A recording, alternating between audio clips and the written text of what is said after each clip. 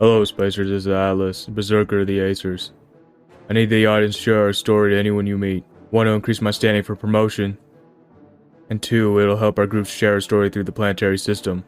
We love to see our supporters and backup from everyone who watches. I'll hand you over to Nathan. Hey guys, thank you for watching and supporting through following, subscribing, Patreon, and even just watching, listening to the show. I hope you enjoy this episode, and make sure to leave any thoughts or questions in the comments. Until next time, Spacers, thank you.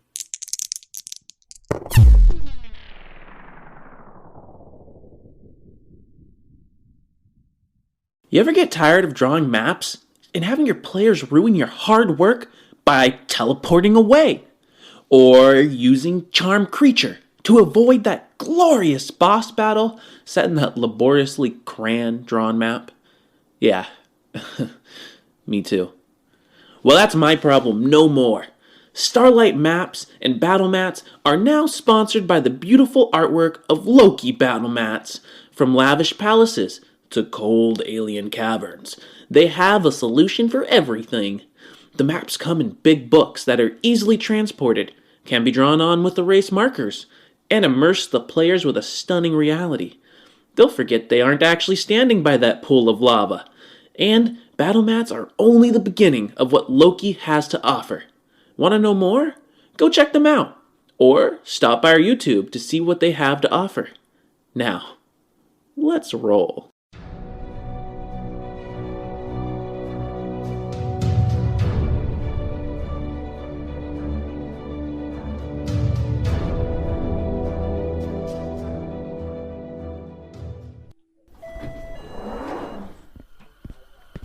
Welcome to Dolls. Just one or... Actually, my mates are just over there. Seat yourself. I'll be over in 1 second to take your order. The current chef has 647 recipes uploaded to his Neuralink. You think it? We'll make it, honey.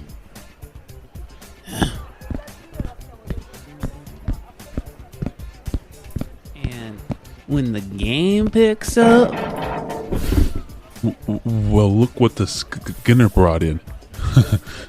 Finally finished that trip and ready to join the rest of your better underworlders? Oh, shut it.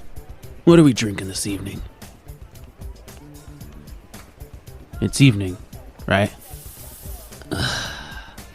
He doesn't even know what time of day it is. Do you even know what day it is? Sure. Sometime after the Elations. Frickin' gifts are happening already in celebration. So what? I used up my month's stash. You boys gonna tell me something about it? You gonna all cry to my mom? I used it in a day. And I'll tell you what, I ain't had a trip like that in 15 years. And it's the reason you will always be changing out mech oil. Alright. How about this then? A toast to the hand, eh? Fills up, you tin can. 8 credits. Frickin' 8 credits? Whew. Make it the sludge instead. 1 credit. Now that I can afford.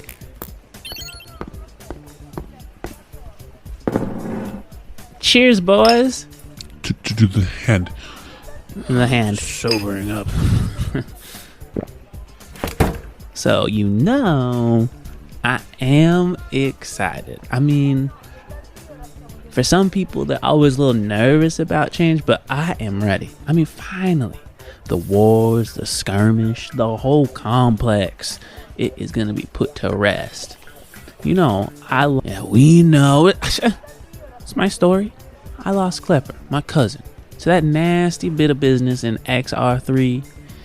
Telling you what, I've read the papers. I've taken the classes in uni. A little more negotiation, and I bet there would have never been that secession attempt in the first place. Look, the time for brute force is over. Shit. Who cares about wars? I mean, a man's gotta fight if he's gotten the need. War is as old as time. But you know what isn't? Having those freaking corporations near enslaving generations who can't pay off their debts. I can't wait for the handouts, the credit push. Last time, it was enough to make a man like me a king. I'm going to use that gift to pay off my father's debts so my family doesn't have to mineral mine on those damn asteroids anymore. Won't pay it off because half of your credit surplus will be taxed. And be honest, Bill, you ain't gonna work, since they'll activate your allocated work bot and you'll make a percentage of its accomplished tasks. We all know that you're the laziest out here. And then don't even get me started on the Griffin food. I mean, there goes good food for us. It's government cheese from now on. Clock off, T. I swear. If we weren't friends since like ever, I'd throw you down the cracks myself. You're just better off, and this switch isn't as good for you. Boo. Hoo. It's only 5 years, and then you get your turn again. But this is our time. The least you could do is be happy for us. To order? Yes, I apologize for the wait. It is your time. The customer is always right. Order up. What can we make for you? Actually, you got one of those saucy burgers? My grandma used to make them like kind of tangy with some onions. What did she call them? Oh, cowboy burgers. How about one of those? I've had a hankering for those old days ever since I came out of that high. Processing. I'm sorry. It would seem the chef does not have that recipe. Is there anything else that I could... Well, this is a load... No, you know what? You're right. The customer is always right. And he has too much of an ear-splitting headache to not get what he wants. Come on, guys. This place is the balls. I am going to leave a terrible review. Processing. Oh, here are the notes. Ipmex burger, also known as a cowboy burger. My apologies. The chef misentered burger as barger, so naturally it did not pull up at first. Shut it, you tan head. They left. Now get out of the hollow vid.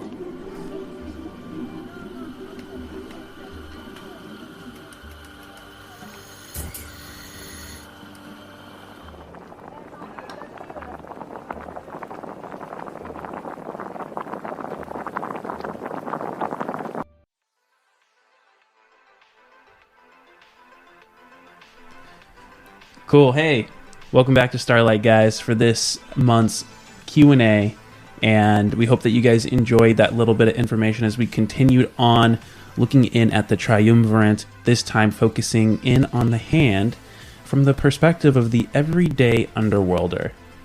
So, yeah, I know we've kind of been talking about it a little bit, but for you guys, I have Courtney, who plays McKenna, and Nathan, who plays Atlas, with me today. One day we'll get Clive back, or we'll get his voice through a phone. But for those of you that don't know, Sam, who plays Clive, actually is an aspiring streamer. So the reason he couldn't be here with us today is he's streaming a actual play D&D game. Very nuts and bolts of the game. Learning, if you jump in, you'll learn how to play. Mm-hmm. It'll be entertaining, but you're going to get all of the nitty gritty minutia. And so, yeah, you can pretty much ping Sam on his social medias. I think he's like, is it Such Peach? I think so. But anyways, or you can reach out to us here to find out more, but he will definitely love your guys' support. But yeah, with the week coming up ahead, like, how you guys doing? You guys got anything you're looking forward to? Tomorrow's our anniversary, and so I'm excited about that. Go ahead. Yeah, oh man. 6 years. 6 years. Yeah, You guys are both old. shut up, dude. But the problem is you're right. I'm 27, going on 55. Man, Yeah, that's how I feel sometimes. that's how you look. Thank you. I appreciate it. Don't worry, Atlas is your better half. Yeah, honestly. I could just swap places. Yeah. So, yeah, guys, so there's a lot of like pretty crazy stuff that's happened lately, and even more so, like what we were just talking about before we hit that big red record button. The stuff we're going to talk about tonight is just the tip of the iceberg for everything that's already happened for us in game. It's a whirlwind.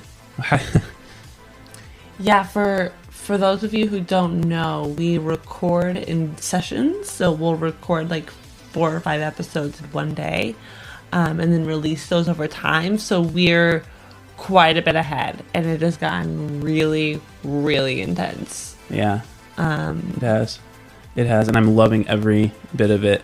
But let's go back in time for us here to the time that everyone's with, and that is basically you guys finally speaking with the Sunmaker in this month of June 2021, getting his ship, the Maliki, dubbing it the C2, collecting your son. Thank God that Thirstein didn't kill him or do anything weird. And Atlas continuing to make good on his promises, debts, and making deals. And Clive learning more about himself as you guys finally leave Thala. And then, super extra special, but we had the athlete special, Spencer Brown, come on. And we got to show his prologue episode and how he ended up on the moon of Vindicus, which is where the spaces are headed, and in next month's episodes when they meet up with him. And so that was a real treat to get to share that special episode. So let's jump back into these episodes, and I'll start with a topic that I've been wanting to ask you guys about, and it is for both of you, so you can jump in at any time. But what was it like for you two as players to finally make contact with the Sunmakers? And then, so that's you guys as players. And then the second half of the question is, what would your characters have been thinking in that moment? Or what were they thinking? You want to go first or me? It's all you. Okay. I'd say as a player, speaking to the Sun, well, one, he sounded pretty old. I actually did not expect him to seem old. Might not be, but that's just how I interpreted it. Mm-hmm. But also, if just from also interpreting it as a player, like his voice and everything, he doesn't seem like, at first I was kind of expecting him to seem like a similar age to McKenna, which he might be. To be honest, I have no idea yet. But I don't know. I expected more of a warrior type Loxodon in a sense. And it just I mean, obviously, just hearing his voice isn't going to tell me much, but it's more it just seems as if he's not that type of he seems more like a scholar than a warrior in a sense, if we're kind of basing it off of RPG voices or interpretations. But and then Atlas, in a similar sense, is kind of confused, same as the player, in a sense of he was kind of worried about having to fight or muscle the Sunmaker, but it seems as if it's more just someone that it's kind of like the people he's dealt with in the past that have just a lot of influence or power and never gets their own hands dirty. But honestly, Atlas and myself, I'm excited to see kind of just what happens when meeting the Sunmaker. For me as a player, there's just been a lot of anticipation in this moment. So getting to finally connect with the Sunmaker, so that aspect was exciting.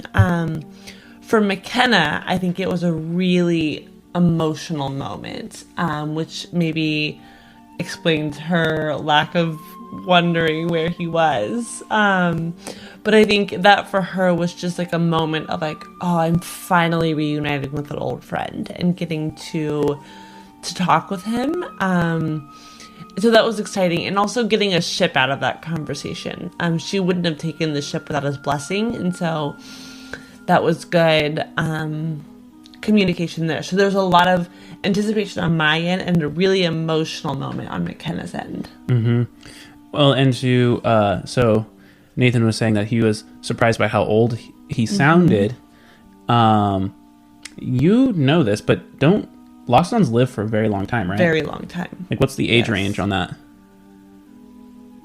Like, Do you know? I don't know. No, I know McKenna's like 250 years old, and I know he's probably got 50 to 100 years on her. Do you see Nathan's She's face? old. Yeah, but that's a young for a old. Loxodon. That's pretty young. Is it young or is that middle age? Is it similar to like elves or? I think elves are longer lived, but Okay, so maybe like halflings and gnomes, maybe in a sense. Like they live, I know, less than not gnomes. Maybe I know halflings live a long time, but they don't live like. I think So I think you might be in that reversed. I thought halflings had maybe like so. they were more like hobbit, like had like regular kind of length lives. I might be wrong, but maybe I don't know, we don't know where it is. but they live a long time. So yeah. yeah. I would say I'm gonna guess since I don't know the age range, but for some reason I'm guessing McKenna's middle age. Yeah, for I some think reason. that's what I was thinking too. McKenna's middle age. I think the Sunmaker's got about 50 to 100 years on her, so he's probably 300 to 350. Were you surprised by his voice? Yes. Thing. Yeah, the voice that she knew from him was much stronger. She didn't know a weaker voice like this. So this was surprising for her as well. It's a weak individual, in the words of Atlas. Not that he's weak, Yeah. but that he's just He's kind of like a he's like a Palpatine in a sense. Like he's just kind of that's what I thought of when I thought of like the Sunmakers, like a Palpatine in a sense. He might be powerful, but he's just like this old decrepit looking thing in a sense. The scene where Palpatine is fighting Mace Windu and he goes from like old man to monster, where he's like, no, no, no, and he shoots lightning out. That's the Sunmaker. Yeah. Yeah, basically. I don't think that is the Sunmaker. Yep. You Just add a trunk to Yeah. him, and he's very big trunk. good. Yeah, that's a good question. But what is you said I think as a player, but then also sorry I interrupted. But what do you think of McKenna, or what does she think? McKenna's just really emotional about the whole experience of getting to reunite with the Sunmaker. I think that is shown in her lack of caring where he is, and just the excitement of talking to him, and the excitement of getting a ship that she has a relationship with, and reuniting with Paige was good too. Okay, but so she didn't technically reunite with him, Right. So like, But getting to connect with him, and so I think now the next step is reuniting with him. okay? Because my interpretation was, and the way she like ended the conversation and seemed to have like a finality with it and a closing, that she was happy that like that was it. She was looking for that connection. She was looking to know that he wasn't like that he left for the same reasons. And then in the moment, it seemed like that was enough for McKenna. But is that not the case? Well, I think it gave her closure and the finality of like, okay, now she knows she has to leave this cult that she's been a part of. And so that gave her closure there. But then I think there is a desire to see him and to reunite with him. And so Okay. we'll see where that goes. Okay. Yeah. Can I follow this up real quick? I know normally we pop around. Totally. But we're like kind of in that subject. Yeah. Since getting on to the Maliki, or as it's dubbed now, the C2, that's a lot of memories within this ship for McKenna. And so I kind of wanted to know, like, maybe a little bit deeper than emotions, if you have those thoughts. But what is it like for McKenna to walk aboard her friendship, now her own? And are there any specific memories or types of memories that would come up? You know what I mean? Like, it's like almost like the anime shows where you're walking around and they're getting flashbacks when they walk in the kitchen. Remember, like stuff like Yeah, that I sort of think stuff? so. As far as what's it like, that kind of builds on like this is a really emotional moment for her, and that she is being reminded of all these really powerful memories. But in that, some of her favorite memories are dancing there. So that's why dancing with Clive on the ship was really special to her. And I think that's in this episode. Where we danced and she got to teach him to dance, and McKenna won some like smaller dance competitions on the ship. There's not very many people who can fit on the ship at once, but so that was exciting. McKenna also spent a lot of time just talking to the Sunmaker and learning on that ship. So there's places where they would sit and have tea and just chat. And I think those moments are on the ship. So I think it's a lot of like interpersonal connections that were built on that ship. That's kind of a beautiful image. Just two giant elephant people sitting. I imagine you have like a cup of green tea, and then just, I don't know, because they're really both academics. Yes. And so having these like heartfelt or deep conversations in the void of space is kind of cool.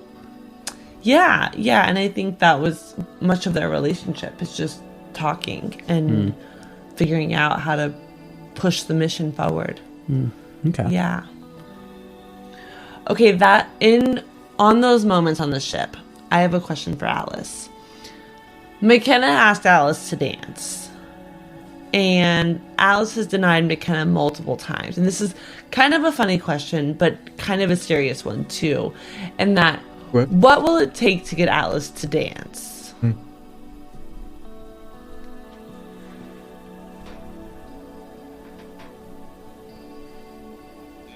To actually give a serious answer, but not sound. I had to put the disclaimer out. I'm not trying to sound rude to McKenna. But to get Alice to dance, it has to be the right woman, as cringy as that sounds. I don't think that's cringy. No. McKenna can get the right people in the right room. I don't even dance with Courtney. Oh, yeah. Oh, no. We are supposed to have an anniversary tomorrow, but let's see how long things last here. Ignore me. Continue, sorry. Wow. But yeah, it just has to be. I mean, I'm not saying that Alice has like the one. It's more just I don't know. I think it's more just. I think there's a select few on his list right now that he maybe would, but the fans are curious. Could one of those women be Astrid? No, she's like on that what you would call it? How would you put it? The cusp or whatever of being on the list, but Okay, who's on the list?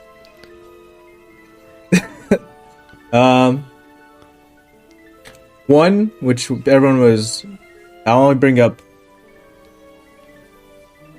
this one because she has been introduced to the series already, somewhat. Is the Atlas's like doctor / mechanic? Guinevere. Guinevere, yeah. She's one of them. I can't name the other one because she hasn't been introduced.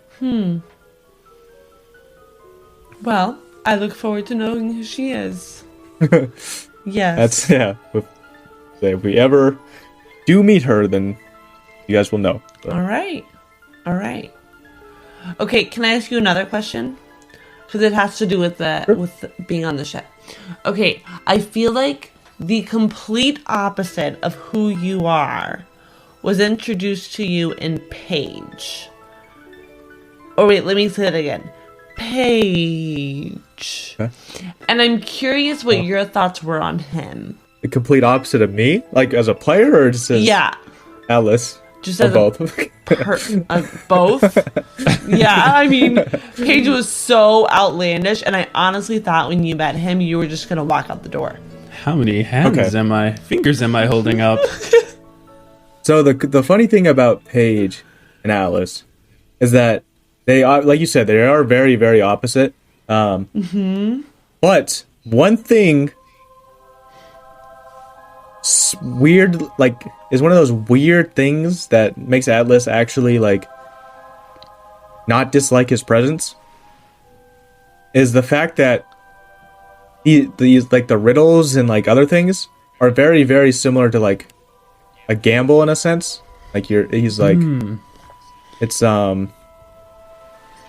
like it's a bet in a sense almost. Like obviously it's not the tip like a traditional gambling, but there's higher risk and then a reward in a sense. So yeah, so he doesn't actually hate his presence that much. Plus he's actually not that bad.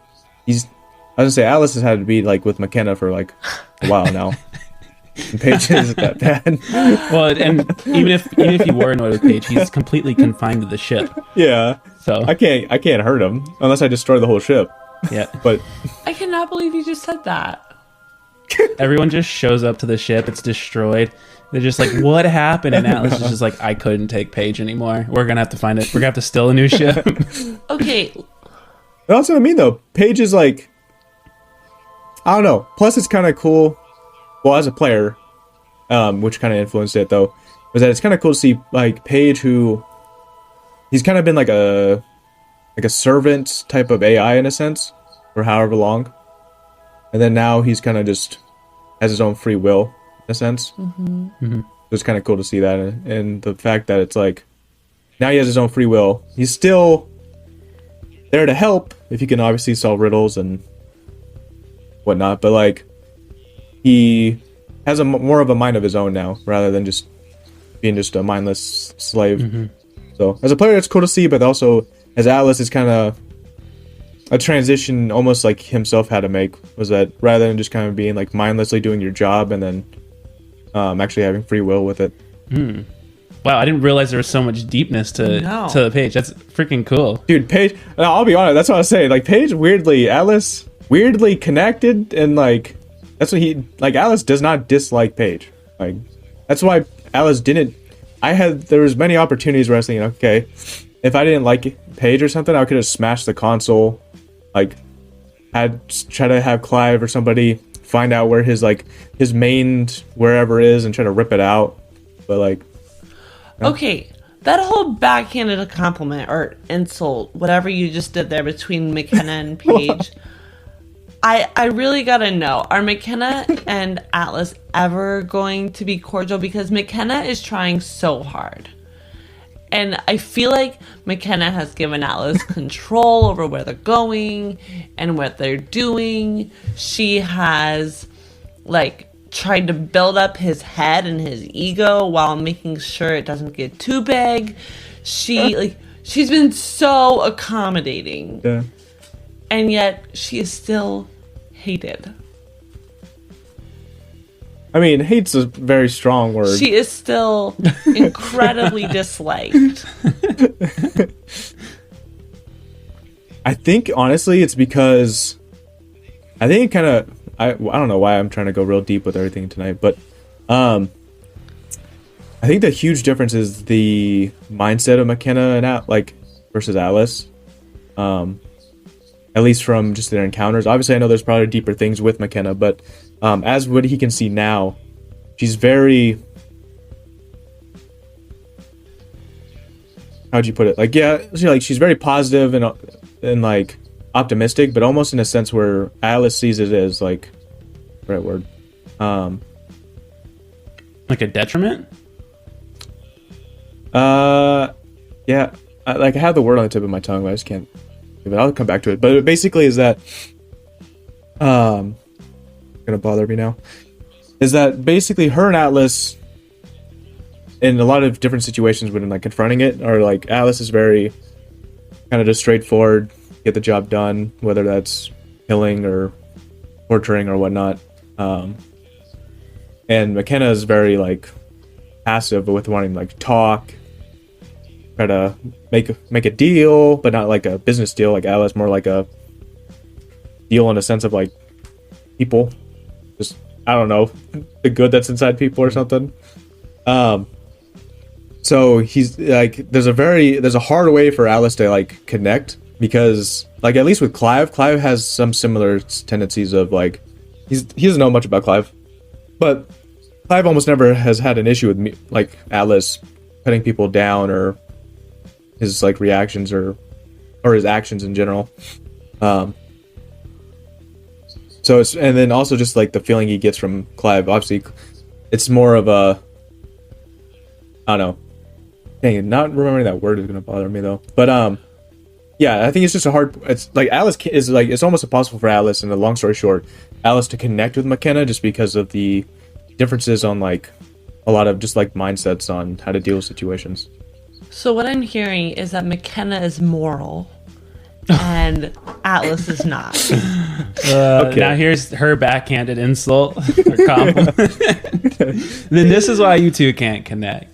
But I mean, so seriously though, I was doing the math, and you guys have been together for by like like not where the episodes are right now, but about the episodes we've recorded for this conversation here, but then about 4 more from now.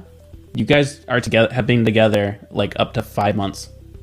3, like a little less than that for like actual time, because hyper travel is different. Like the time you actually experience is different than the galactic clock. But like you guys have had a lot of like moments together, and like as a GM and just watching you guys too, just observing, it does seem like you guys are slowly meeting towards the middle more. That's what I've noticed. McKenna is coming to the middle. Well, It's not mutual. but she's in a, so Atlas, I mean, Atlas does make deals, but he also is like charges things a little bit more head on, and you're more of a like slow negotiator with personality. So I mean, if that's the case, that's not surprising. Yeah. Yeah, that's true. That's true. All right, next question, Bess. Is it on me? Yes. Okay, this one's kind of a big one then, and this one's for both of you. So I like to think that when you guys left Thala altogether and left for XR1, that was an arc closing. And I've never made this like official or called it this, but it's happening now. I've in my head have always called everything that happened on Thala, and then also things that happened on Titan 1. I've called that the Ghost of the Sunmaker arc, because just kind of you're like searching for his ghost or the whispers of him. And it feels like that arc finally closed out. So what did you guys think of that whole arc? Like from beginning to where you are, like to where we finished, this month? That's a big question. It is. You're first, Nathan. Okay. I'd say honestly, to earn some brownie points and hopefully not have Alice killed.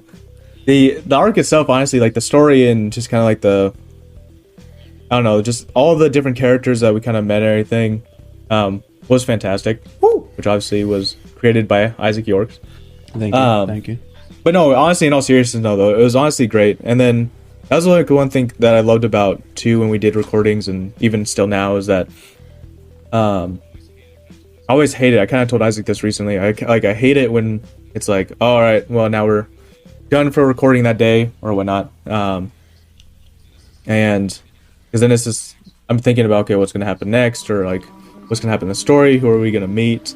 One person that I actually too, so I can kind of reference somebody too, is in the first part of the arc,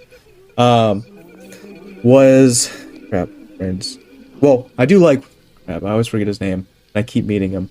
He's in the secret police. He's like the head. Oh, Phil Khan.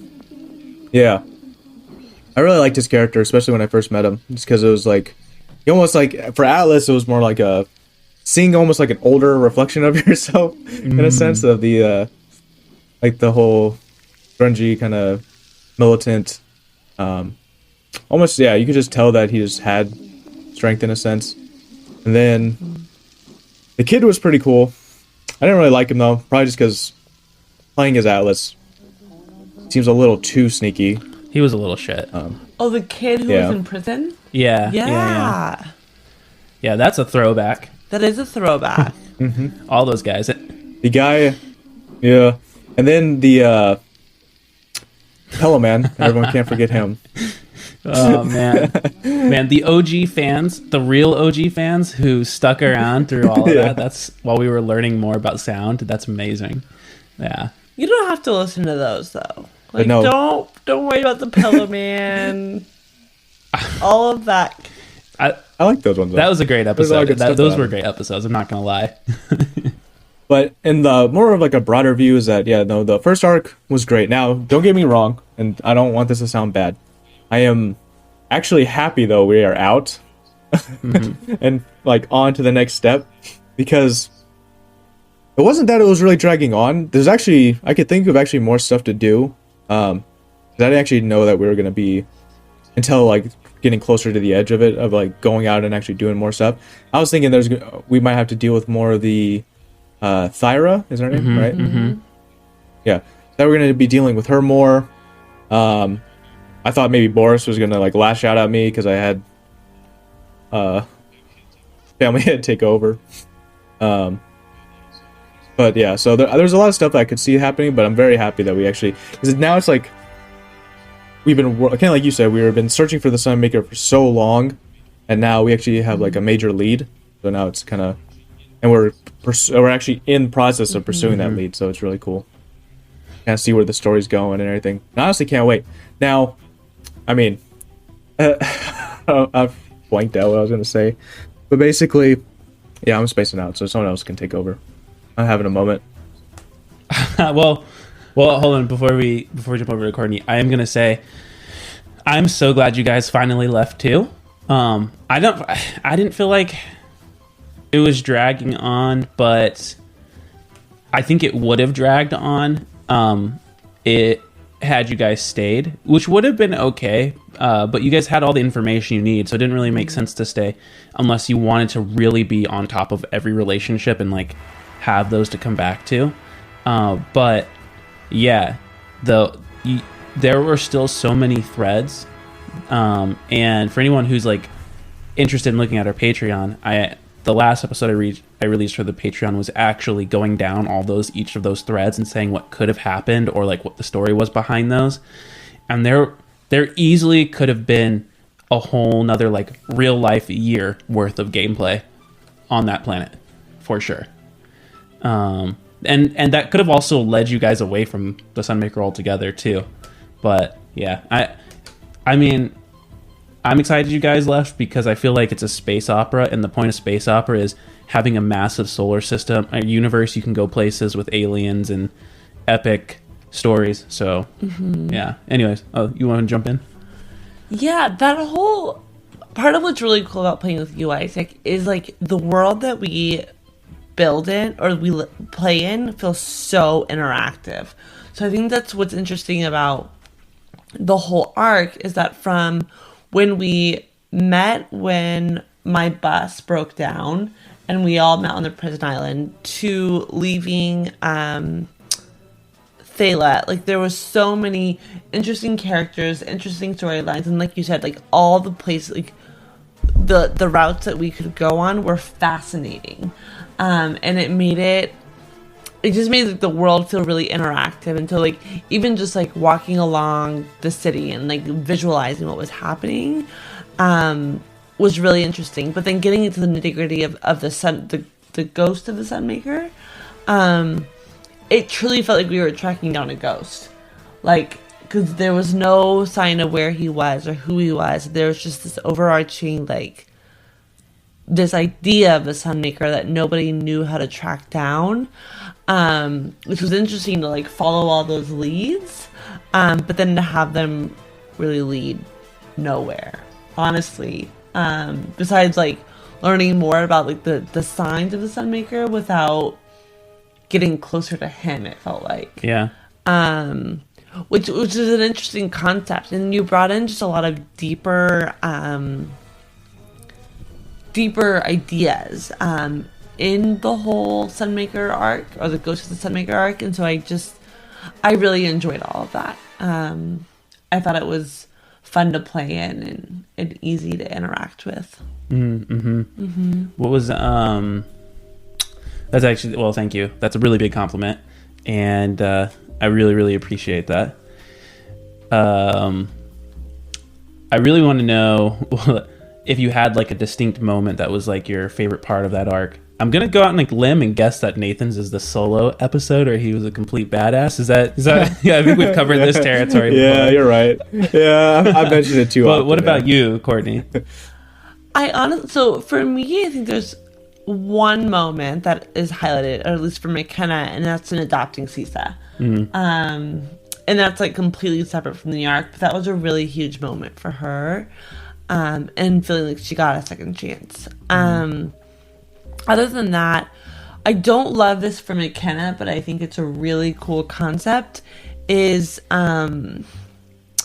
this what's the thing in McKenna that overtakes her brain? Aphid. She's a virus. She's a the virus Aphid. That scene where she first sees Aphid in the bar, and then now that she's seen Aphid a few times, those moments are really powerful. Kind of scary, but powerful as well. And I think they kind of bring McKenna back to reality in a way that sometimes she's up in the stars a little bit. And those scenarios happen, and she's like brought back to reality a little bit. Well, that life can be really gritty and harsh. Yes. Yeah. Yes. One of the fun things for me about the arc, there's so many fun things. It's really hard to pick just one, but I've loved like having our like the things that our Patreon group has like voted on, and so kind of like throwing back to Paige. That was actually a vote from the Patreon group on a like story element, and the vote was basically like so I threw out multiple choice. I don't think I can remember what the fourth one was, but the first was the Maliki is being used as a base for a bunch of scavengers. So they've stripped the ship and they are like kind of like tribal and protective of it, and they're using it as like a base of operations. They're not necessarily bad guys, but they'd be protective of their territory. So that was one option. There was another option where the ship was completely inoperable and would have to like be jump started to get going. But the only problem was it would be, instead of being on like a sandbar, or like basically what was like a little island, it was on the edge of a volcano that was about to blow up, and you had to get the ship to go off just in time. Or the other one was to have a to have like a AI system that is slowly showing that it's kind of cracked in the head that likes riddles. And that's what they voted for. And so that's how Paige came to be, which is awesome. I think I like that option the best. So thank you to everyone who voted. Yes, the whole volcano thing would have been awful. Yeah, I don't know if we would have survived that. Yeah. Would have been all on Clive. But yeah, for sure. Yeah. Let's give Clive some credit. He's the reason we're alive. For like a lot of these, like flying a spaceship thing, he is nailing it. Yeah, it is good to have him around. Yeah. So hey, we're getting kind of long here. So I think from now, I think we'll call this good for this week. Next week, it's one of those weird 5 Tuesday. Maybe I think it's 5 Tuesdays. I don't know. There might not be an episode next week. It depends on if there's a Tuesday on a 5th week. So if not, we'll miss you guys. But if it is not if that's not the case, then we will have the next episode on Vindicus out to you, hot off the press. So, All right, see you guys. All right. See you later, guys. yeah. Thanks, Spacers.